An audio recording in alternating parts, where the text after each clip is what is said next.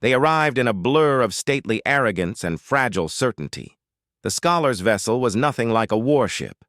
It was paper-thin in its intentions and heavy with inked conclusions. A glass-bellied probe carrier lacquered in the colors of an archive, humming quietly as if afraid to disturb the universe. Inside, the scholar, Khael-ren, scholar of comparative civilizations, appointed by the Interstellar Collegium of Ethos, sat in a chamber whose walls were lined with data plates and archaic trophies from worlds that had bent the knee and then the mind to their disciplines. Khael-ren wore the pale robe of an observer, his eyes like small white moons set deep in an angular face, and his hands were clasped around the codex of cultural axioms that told him what humans were. Humans, his codex read, were a coarse and erratic species. They were inventive in patches and stubborn in a way that psychometrists like to call creative randomness. They had great outsized energy. Yes, but that energy, the codex argued, lacked the centralizing force the galaxy recognized as discipline. Discipline, the Collegium taught, was the careful application of will into predictable outcomes. Drills, rites, synchronized labor, systems that transformed chaos into machine. Discipline harnessed violence and gentled ambition. Discipline built empires that outlived stars. Humans, Khael-ren's codex wrote, lacked that. They improvised. They were undisciplined in culture, in governance, in ritual. They were likely to invent a magnificent engine one decade and then accidentally explode it the next. They were rangy, fierce, and dangerous, but unlike the disciplined species Khael-ren had cataloged, they were not dependable. They were not, in Khael-ren's quiet confidence, a species whose unpredictability could be contained, much less militarized into something the Collegium could admire or learn from. So Khael-ren came to observe.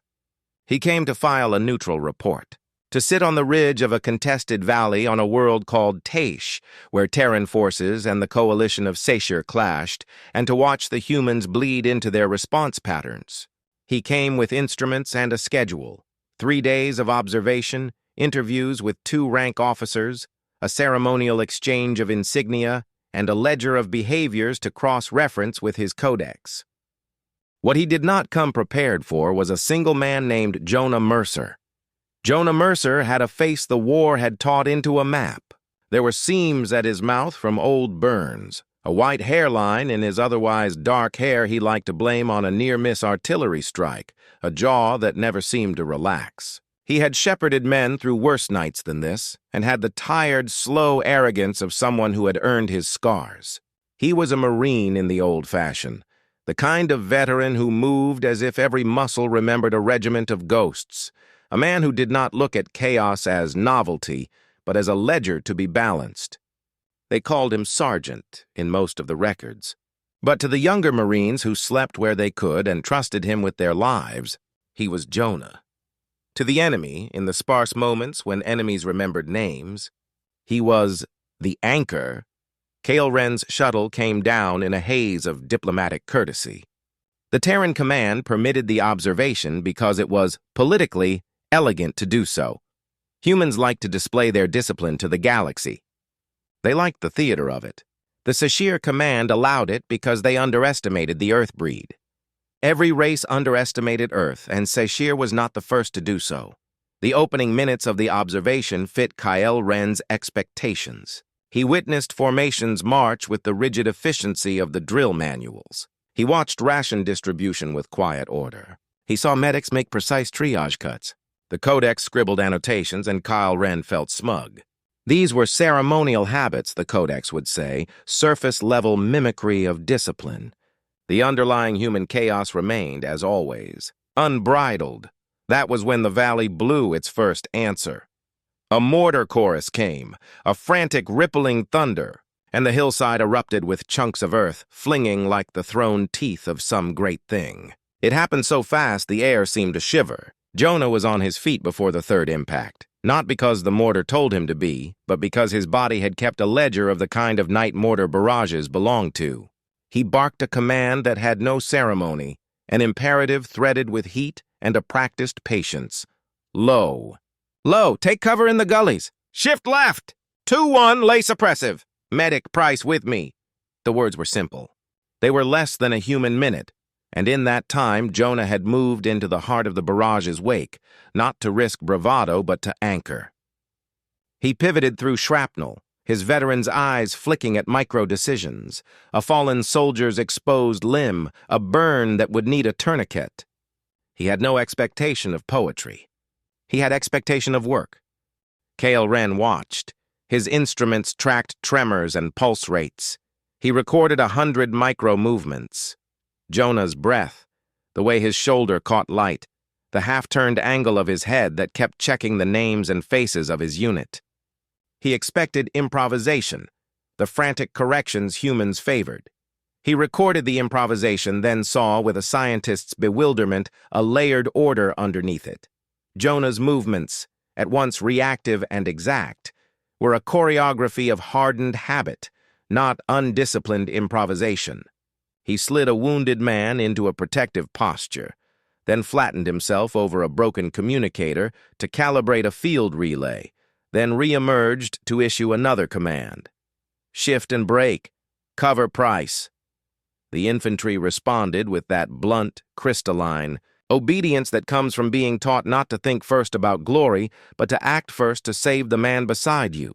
They would face death with a practiced calm, not because they were stolid, but because their discipline had been stained into the bone of them by necessity. Khael-ren's notes trembled in his hand. He had come expecting chaos and encounter. Instead, he found a practiced and precise violence. It stunned him because it did not match his map. This was not the machine-like discipline of the Collegium's examples. This was an anchored discipline, something honed by repeated nights on the edge of survival. It was not a ritual for order's sake, but a discipline that was itself the product of compassion, the discipline not to yield to panic so another might live. The observation became something else. Khael-ren's ledger shelf came down and replaced the Codex's neat conclusions. He wanted to name the thing he saw. He wanted to write adaptive discipline or compassion-anchored order. Those terms felt insufficient as he kept watching. Jonah moved like a veteran who had been schooled in the Codex of human suffering and chose to obey it. Where the Collegium had always seen discipline as a means for stability, here it was a means to save. Jonah's discipline had teeth and tenderness both. Days passed, and the war ground on like an old millstone. Khael-ren watched more, the supply lines running like veins, the quiet, obsessive polishing on a field radio, the summonings of courage that were ordinary as morning coffee. He watched. The Marines break their meager sleep in shifts, their discipline keeping watch over each other's dreams. He interviewed 3 ranking officers, as scheduled. He walked the lines, wrote down the way human faces were half smile and half grim resolution, and asked the questions the Collegium required. The humans lack ritualized order in their politics, he wrote. Their institutions are volatile. They are improvisational. The words populated the ledger like tenants that refused to leave. His codex insisted. Yet in the marrow of that observation, the evidence kept subverting the thesis. Jonah taught a rifle, drill that had more exceptions than rules because the real discipline did not live in the regulation. It lived in the constant readiness to save and to stay alive in the name of others. It was a discipline of loyalty, an ethic where the anchor held steady because of the faces it steadied. One night, the line snapped. The Sashir made a sudden move that changed the topography of everything Khael-ren thought he knew. They attacked, not with a broad frontal onslaught, but by dissecting the Terran flanks with a surgical precision that seemed to the Terrans like a bright, cold betrayal of expectations. The Sashir had field-tested an algorithmic feint, simultaneous feints, simultaneous cadences, their starships and ground units moving like a living pattern, a braid designed to separate division command from their battalions. The Terrans were outnumbered. They were outgunned. They had, to Khael-ren's calculation, a diminished chance of holding their positions without heavy casualties. The Collegium's models would have predicted a rational withdrawal. Khael-ren expected the humans to retreat to a defensible radius, to consolidate shops and supply, to give ground. Jonah Mercer had other plans. "Hold the ridge," he told his command, voice quiet but absolute. "Sergeant, they're cutting us off," Lieutenant Sora said. She was younger than Jonah and had the kind of code-laced intensity that made her useful in logistics. "We could fall back to Point C, secure the supply lines." Jonah looked at her like someone who had carried more nights than she had years. "Point C dies if we fall back. We keep that ridge, we keep them from flanking the towns. You pull supply to the convoy and you make sure every crate has medical kits. You don't get to debate where we die." There was a hush in his voice, not dramatic, just a settled, terrible arithmetic. It wasn't rhetoric. It was a projection of consequence. He had weighed the things he could salvage and those he could not, and he had decided to save what mattered. Khael-ren's recorder caught a micro-expression on Jonah's face, something like regret layered over a calm acceptance. The scholar studied it and felt, with an alien heart growing heavy, that Jonah carried his choice like a ledger he would not allow himself to tally until dawn. Jonah's discipline was not about the accumulation of power. It was about the precise allotment of risk to lives. The Seshir's assault came like a wind with teeth. They moved through the gullies, flaring energy nets. Human ranks splintered, reformed. And Jonah's men made a stand that would have, on paper, been both audacious and unwise.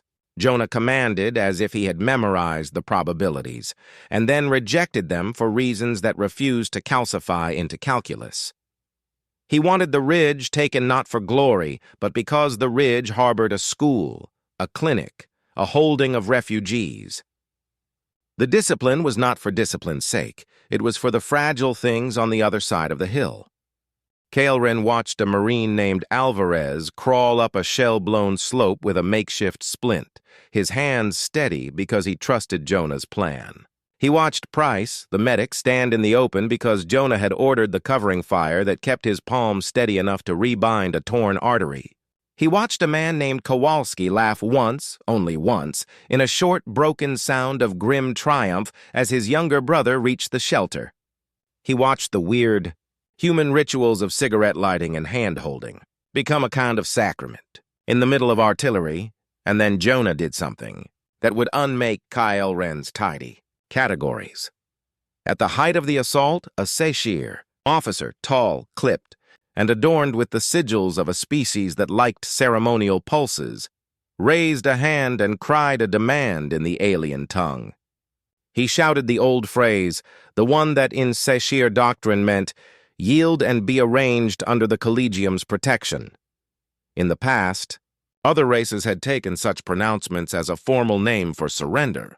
Their discipline was a regulated path to assimilation. The Seshir believed words could orient behavior. Jonah knew words, too.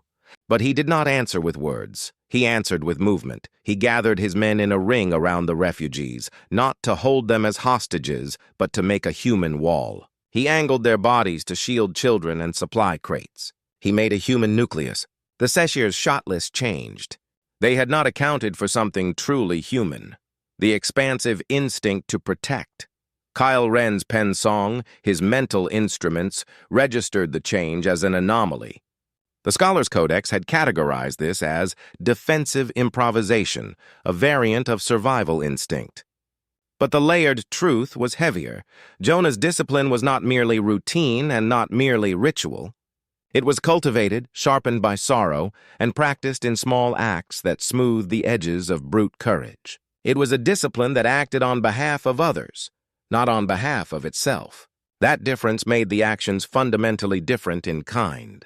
The battle bled into dawn. The ridge was saved at terrible cost. Men in Seshir alike lay motionless, broken in ways the medic's hands could not always repair. Jonah walked among them with the slow, ritualized care of a mourner and the dead man's efficiency of someone calculating what aid could be given with what resources remained. Khael-ren followed him. He had come to write a report and return to his quiet archive. He had not expected to be interviewing a soldier for the emotional content of his discipline. He had expected technical data, not human covenants. "I am Khael-ren of the Collegium," the scholar said, voice flat with the polite cadence of one who kept feelings for works of study. "You fought well. The Collegium's codex requires an understanding of the motivations that shaped your actions." Jonah looked at him in the tired way one looks at a guest who has been invited into a house at midnight. "You saw a little," he said. His voice was not hoarse, but it had been smoothed down by nights of thin sleep.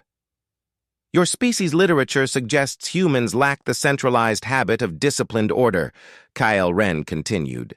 "Your response tonight appears to contradict much of that claim." Jonah sat down on a sodden rock and lit a cigarette without thought, because he always did such things when he needed to think. "Centralized habit," he repeated. "Suppose that's your word for rituals made to placate a bureaucracy. Discipline can be centralized, sure. We have ship designs and rank charts. But most of my life, I learned it because the man to my left was breathing on a bad night. Discipline, for me, started as an agreement between people. We keep each other upright." Khael-ren observed Jonah studying his hands. There were old fractures, the sort that never set cleanly, the faintish white of healed scars. "You appear to practice discipline differently," Khael-ren said. "It is not algorithmic. It is not modeled. It is adaptive," Jonah snorted, a small, dry sound that might have been humor or the hidden residue of grief. "Adaptive," he said. "Maybe, or it's just what works." The scholar's questions were clinical. Is this discipline a cultural artifact? A necessity born of scarcity or an elective behavior chosen for moral reasons? "It's all of that," Jonah said, and then he told Khael-ren something he had not prepared to say to an interstellar scholar. He told him of the nights when he had been 19 and watched his platoon get cut down by an artillery storm. He told him of the man named Fisher who had shouted, "Move!" and shoved Jonah into a foxhole that saved Jonah's life and not Fisher's. He told him how that built a debt knot inside him, a debt that had fastened into the thing he could call discipline. He told the scholar of little things, how he cleaned his rifle with a child's tenderness because a rifle killed and cleaned hands persisted, how he wrote the names of the fallen on the underside of his helmet because he did not want anyone to be forgotten.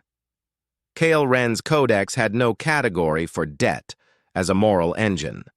It cataloged obligation and contracts, yes, but that human debt, raw, unsystematic, built in the memory of loss, was foreign. "You're introducing value into your discipline," Khael-ren said slowly. "It is not merely order for efficiency, but order for care." Jonah shrugged. "Care's a better word. Discipline's the grammar we use to make care make sense when bullets are trying to get between us." The scholar frowned. He had been trained to view human emotions with the cool curiosity of a watchmaker.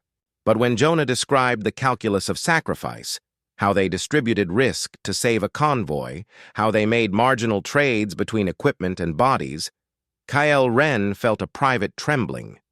It traveled through the cadence of the veteran's talk, practical, not theatrical, and utterly human. He had come to measure a species' lack. He departed with a ledger of its truths, the discipline not of form, but of fidelity. Weeks turned into months. Khael-ren extended his observational term. He brought more instruments and more questions. He shadowed Jonah in raids and in quiet hours when the mess hall bands played the old human songs about returning home. Each time he discovered nuance. Jonah's discipline was equal parts ritual practice, rolling sleeves, polishing helmet rims, reciting chain of command like prayer, and improvisational cunning. It bent without breaking, and it bent to serve a purpose human audiences could not easily quantify. One mission. Khael-ren watched Jonah execute a withdrawal that the Collegium's models would later term an exemplar of controlled collapse. Under Jonah's command, a battered Terran detachment evacuated a civilian cluster by creating an illusion of overwhelming force, tracer lines used to simulate flanking units, sound rigs deployed to mimic troop roars, and an improvised barricade of wrecked transports painted to look like a stacked battery. The Seychir, misled by the sensory map, committed more forces to the Phantoms, and opened a corridor for the refugees. It was tactical theater at its finest. Here, discipline was performance, but performance subordinated to rescue. Jonah had the patience to wait for the Saishir to respond to stimuli, and the discipline to coordinate wholly different teams, engineers, medics, and artillery, to create a lie that would save lives.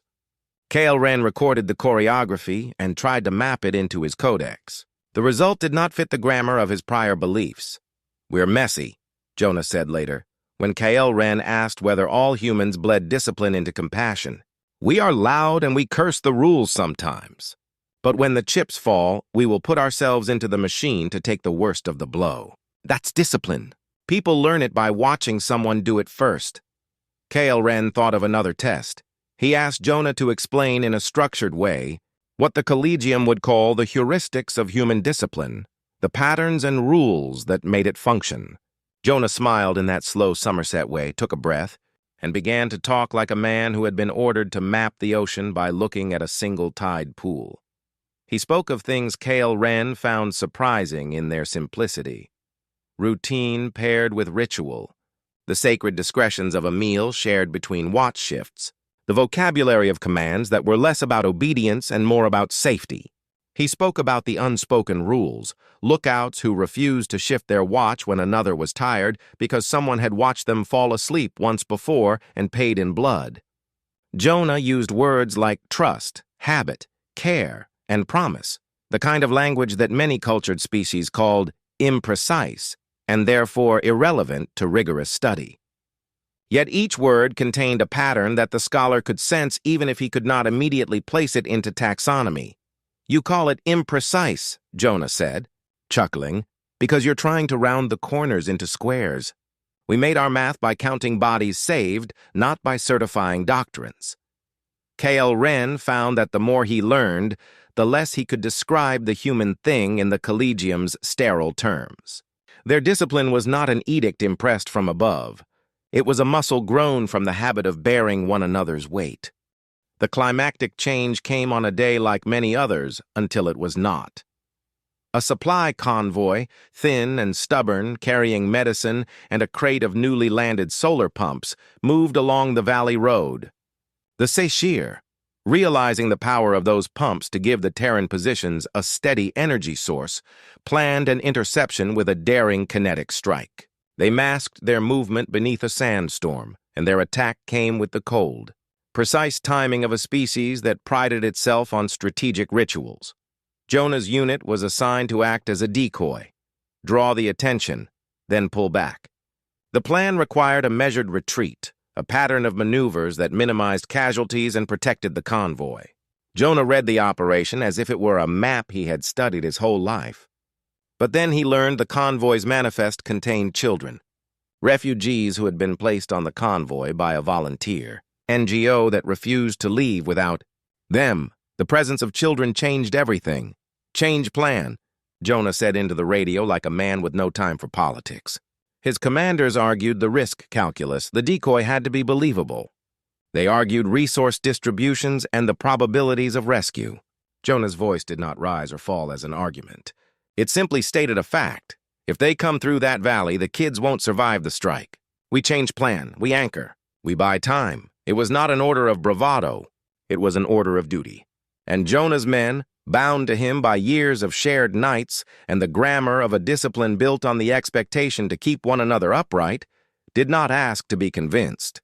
They moved. They anchored. The Saishir strike was brutal. It sliced the convoy in two, and the valley filled with screaming metal and the high keening of engines dying in sand. Jonah's unit moved like a living dam. They climbed atop overturned transports to shield the children, laid down covering fire that drew the Saishir's gaze, and pushed the wounded into the belly of a half-buried transport for protection. One child, small, with hair like ember, crawled under a tarp and offered Jonah a crooked smile. He laughed, a fragile thing that could have been mistaken for delirium, and Jonah looked at his hand, and his hand had room for that small warmth. Khael-ren watched that and felt profoundly the difference between cold computation and the choice to be human in the face of annihilation. The Sashir breached Jonah's perimeter. Their commanders expected the Terrans would either fold or fight a tactical withdrawal. Jonah chose neither. He fought with the patience of a man who had learned to measure the windows between death and salvation. He sacrificed radios to keep the Sashir's targeting arrays busy. He ordered medics to tend one wound and then another. Not because the complaint of a medic could be measured in equations, but because a life weighed more than any calculus in his ledger. Khael-ren watched the battlefield's mind change.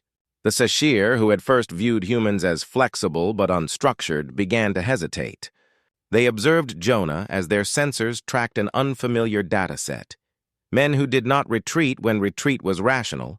Men who instead held ground and multiplied their tactical options by distributing risk not away from themselves, but among themselves and those they protected. For the Sashir, whose doctrine prized ordered rituals of cunning that produced a stable result, Jonah's kind of discipline was a mutation. At a point, the Sashir commander sent a small contingent directly toward Jonah's position, seeking to break the anchor. The battle became a whisper of steel. Jonah moved like a man with the map of grief plotted in his toes.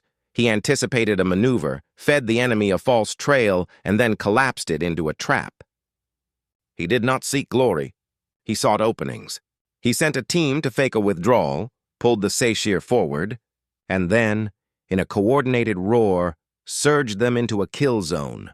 When the dust settled, the convoy had been saved, the children accounted for, and Jonah's men had mosaic wounds and exhausted faces. The Sashir had taken losses and retreated to regroup.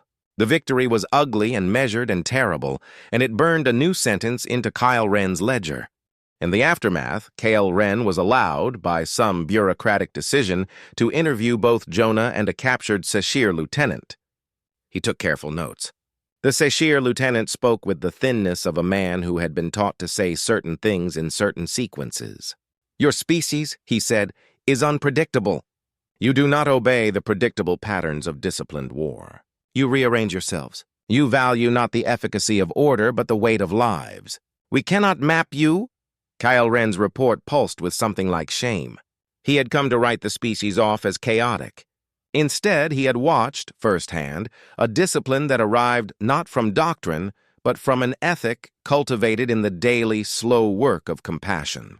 He had watched a soldier, old with war, live out that ethic, and make it into a battlefield tool. He realized that the Collegium's definition of discipline was partial, adequate for empires and systems, but blind to the human variant that grew, like a root system beneath the soil of suffering. The resolution did not come as a blaze or a declaration. It came in small human returns. Jonah was offered, after the convoy salvage, a command he did not want, promotion to a larger post with a safer desk. He refused. He said he had a ledger that needed closing, names that still needed to be read aloud. The command was surprised. Promotion was supposed to be reward. Jonah's refusal was the first in many things that would make the Collegium's archival staff uneasy. Jonah chose to remain with his men on the ridge because discipline, for him, was a discipline of presence, not to be removed by administrative honors. Khael-ren, who had the choice to return to the Collegium to write a neat, dogmatic report, opted instead to extend his stay for a few more cycles. He sat in mess halls and listened to jokes that were also prayers. He sat with Jonah as the old sergeant traced names on a hunk of shell and told the story behind each one. He felt a kind of humility settle in him like old dust. When the scholar finally prepared his final report, it was not merely a ledger of facts. He wrote in the language of what the Collegium might understand. He mapped the human discipline through categories: habitual compassion, reciprocal obligation, ritualized readiness. Then he told the truth more plainly. He wrote that humans had a kind of discipline that could not be captured by algorithms because it was rooted in moral commitments to one another. He underlined the phrase compassion-anchored discipline and used it again and again until the ink blurred. He also used a different voice, less formal. He sat with Jonah on the night before his classification would be sent off and asked him why he refused promotion. Jonah brewed them coffee the way he always did, too strong and bitter, an old Terran habit. He handed Khael-ren a cup, made a face, and then said, "You can put it in your report. I don't like mismatched corners." Khael-ren smiled with the stiffness of a man who had been moved. "Mismatched corners?" Jonah tapped a line on his palm, where names were written in pencil. "Mismatched corners," he said. "When you take a man from the front and put him behind a desk, the corners of his life don't align with other people's. He can't keep watch over the things he promised to protect. Discipline isn't about rank paper. It's about keeping your word." Khael-ren had no words for the small human logic beyond his ledger. He looked at Jonah and felt, not the sterile curiosity that had brought him here, not the detached interest of a scholar, but a raw new respect that made the hairs on his arms lift. He thought of the Seshir lieutenant's thin voice and understood then that the galaxy's arrogance had an edge that could be softened by watching. The Collegium received his report. It circulated. The leadership chewed the phrases. Some faculty called it a risky, emotional observation. Others praised it for nuance. The report included diagrams and taxonomies and quotes, and a final recommendation that the Collegium reframe its definition of discipline to include the dynamic, morality-driven forms it had observed in humans. The recommendation caused debate. Some said the Collegium had no need to revise centuries of doctrine for one species' exceptions. Others admitted quietly that they had watched human war footage and felt disoriented in the face of chaotic courage. Khael-ren was summoned to speak. He did so with the same careful cadence he had used on the ridge. "Discipline is not merely repetition," he said. "It is not only the obedience to form. It can be a way to keep light in the dark. The humans anchor themselves by loyalty, not to empire necessarily, but to each other. We must recognize that the galaxy's models cannot encompass every moral economy." His words caused certain elders to bristle. Change frightened them, but the seed had been planted. Jonah went back to the ridge afterward and kept doing what he always did. He fixed radios, told the younger Marines about their mothers in ways that made them laugh, and taught a new recruit how to lace a boot with the kind of patience that becomes a ritual. He did not become myth. He did not seek titles.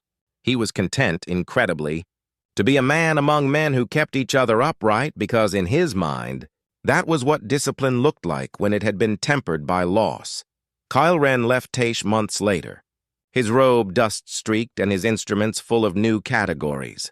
He carried with him a small thing Jonah had given him on his last night, a bent, cheap cigarette lighter. Jonah had once used it to create a signal flare that called in a rescue. He handed it to the scholar and said, "Keep it in your pocket. Sometimes the signal's all we have." Khael-ren, a creature of recorded symbols, kept the lighter. He found himself more than once thinking of the ember's tiny insistence, the way a small light can anchor a sense of direction in total night. He thought about the human ways he had observed, the rituals that mattered, the readiness that had nothing to do with ceremony, the quiet moral equations that did not fit into the Collegium's code. The narrative Khael-ren sent to the Collegium concluded with a sentence that was disarmingly simple. Humans do not lack discipline. They practice a discipline of fidelity. That sentence traveled like a small, insistent beam across the Collegium's halls. It landed in 1,000 hands and bothered them in ways they could not reduce to policy memos. Some students quoted it as if it were a slogan. Some elders rolled their eyes. But the truth of it, the quiet, stubborn stubbornness that made humans pick a fight with fate to buy another child's life, permeated enough corners of their minds to make conversation. Months later, the Seshir and the Terrans entered a fragile armistice. The wars did not end. The scars did not vanish. But the Seshir commanders sent a delegate to the Collegium to demand a clarification. How did a species so apparently undisciplined continually produce acts that confounded the predictable? The Collegium replied with Khael-ren's file, and the Seshir read it in silence. What shifted most of all was the tone of curiosity in the galaxy. Nations began to watch humans not as quaint anomalies, but as repositories of a different kind of order. There were military delegations who came to study Terran tactics and sociologists who came to understand their rituals. Some attempted to imitate, and many failed because human discipline was not a recipe. It was a lived thing, an ethic passed by watching and by making promises under the cold stars. Khael-ren returned to his archives in time to write the final addendum. He wrote with fewer instruments and more memory. He had learned to map the cadence of a veteran's joke, the way a green corporal straightened after learning a name, the way a man like Jonah refused. Honors, because the measure of discipline for him was keeping his corner of the world intact. He concluded his long note with the line the Collegium quoted in subsequent texts of cross-cultural theory. He wrote that when the galaxy's arrogant expectation of humans as undisciplined met the reality of a Marine who had practiced discipline as a way of keeping others alive, something fundamental shifted, and in that shift lay a quiet, monumental truth. Khael-ren wrote the final line of his long report, and it read, not in the sterile patterns of his initial draft, but with a weight that felt like a human hand upon the page, and for the first time, the galaxy understood what it truly meant to be human. If this story moved you, subscribe for more human stories from the stars. Jonah Mercer died some seasons later, not in a blaze of dramatic heroics, but slow and ordinary in a field hospital after an infection took hold late in a campaign. The men who had followed him folded over his body in a silence that had nothing to do with formal ritual and everything to do with a human habit of honoring those who had kept them upright. They scratched his initials into a crude wooden plaque and nailed it above the mess hall door. Khael-ren came to the funeral because he had been invited and because he wished, privately, to say something he had not before. He stood at the back, a small white moon among a cluster of darkened faces, and remembered Jonah's hands and the lighter he'd given him, and he felt a strange lightness. He had watched the disciplined life unfold and had seen how it transformed those around it. At the interment, a young Marine, Sora, by now older and steadier, spoke of Jonah like a man who had learned to make promises that mattered. She did not frame it in doctrine, but in simple words about keeping watch and making sure the next man slept with the knowledge someone else would wake him. It was not new or spectacular, but as Khael-ren listened, he realized the galaxy had been missing something in its hunt for high theory. It had undervalued the daily work of durable care. The scholar returned to his transport with a different kind of data. He kept notes, of course, but he also kept memory, which is a kind of instrument not often cataloged in academic circles. He traveled to the Collegium and presented his final lecture on the field discipline of humans. He argued for a nuanced understanding of discipline, one which recognized that resilience can be engineered by law and technology, but is most enduring when cemented by mutual fidelity. At the end of his lecture, he did something he had not done in months. He removed the bent lighter from his pocket and set it on the lectern in front of the elders, a small, ridiculous thing that had saved lives. This lighter, he said, is nothing more than a tool. Yet it is a signal. Humans have taught me that discipline is an instrument for others. It is the choice to be present. There were no monumental gestures. But his colleagues, who had studied empires and counted rituals and audited the patterns of governance, felt something like humility. It is a peculiar thing, subtle and destabilizing, to outgrow arrogance because you have seen a truth that refuses to fit your preconceptions. The galaxy would take its time to absorb the lesson. Some would exploit it, some would admire it, but in the quiet corners where soldiers met and guilds exchanged notes, the idea that discipline could be an act of compassion took root. Khael-ren wrote the final line of his long report, and it read, not in the sterile patterns of his initial draft, but with a weight that felt like a human hand upon the page. And for the first time, the galaxy understood what it truly meant to be human. If this story moved you, subscribe for more human stories from the stars.